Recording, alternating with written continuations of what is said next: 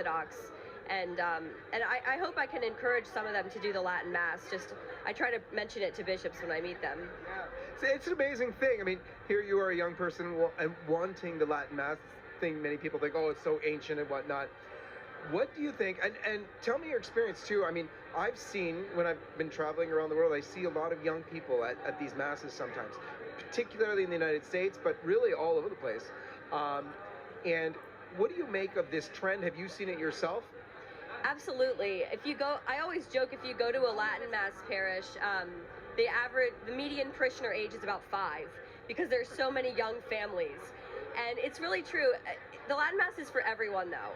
And it's the most beautiful thing this side of heaven.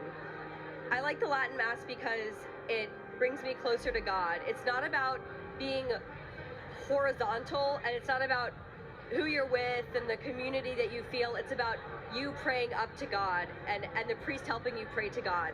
So that's one of the most beautiful things about the Latin Mass. You know, when the church tries to be cool and do these rock shows, the world is better at rock shows than the Catholic Church. The Catholic Church is better at truth, beauty, and goodness than the world.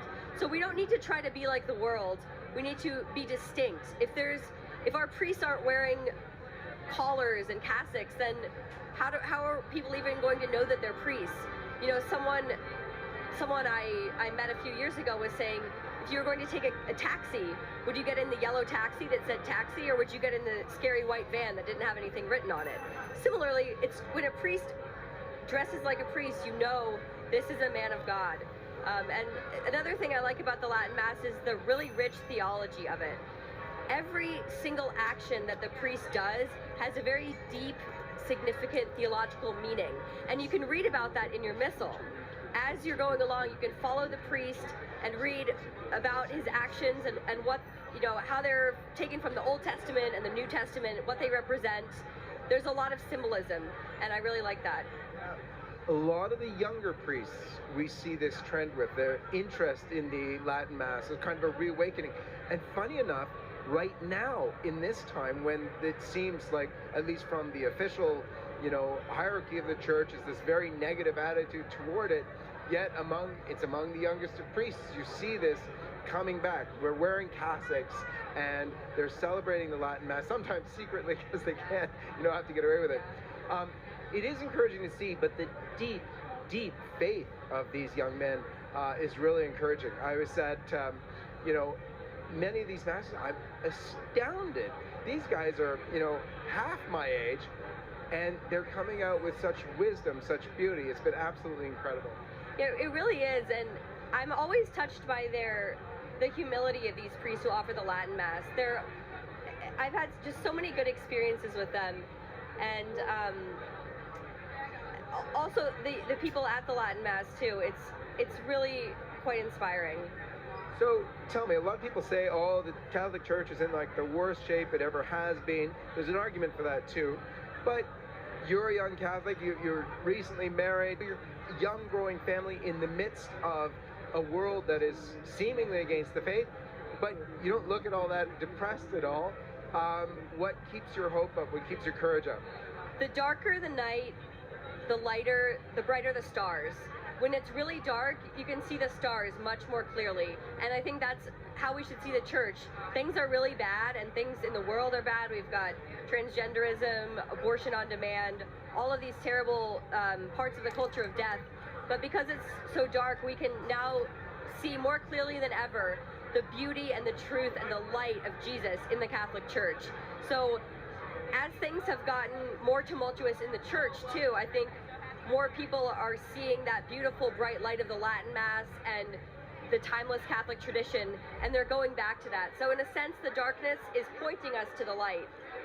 Now, I'm going to embarrass you and call you out, because while we were talking about doing this interview, I said, you know, I want you to talk about what your greatest love is in the world.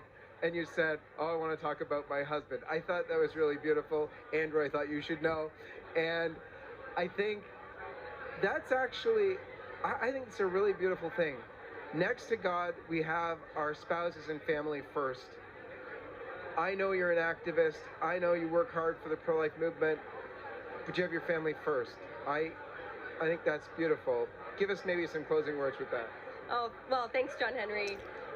Yes, my husband is really awesome, and it's funny that you bring him up because actually at this very conference about, I don't know how many years ago, 5 or whatever, at this conference, before it became the National Pro-Life Summit, it was the Students for Life of America conference, and that's where I met him. So, and now we both work in the pro-life movement. So this conference always has a very special place in my heart. But yeah, you know, if you have a good foundation of God and then family, everything can flow well from that. And I can't remember who said it, but if you want to change the world, go home and love your family. We have to have our family life properly ordered and as it should be before we go out and try to improve the culture related to family. If we don't have strong families that teach self-sacrifice and virtue, we can't show that to the world.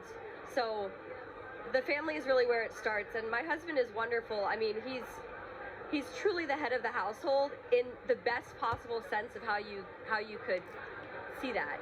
It's not oppressive or sexist. It's actually wonderful because he's a leader, and I trust him to lead. And anyone who knows me knows I'm certainly not a oppressed person, and my husband will tell you that too. So I like what the church teaches about the family and the husband being the head of the household. You know, the man is the head and the woman is the heart.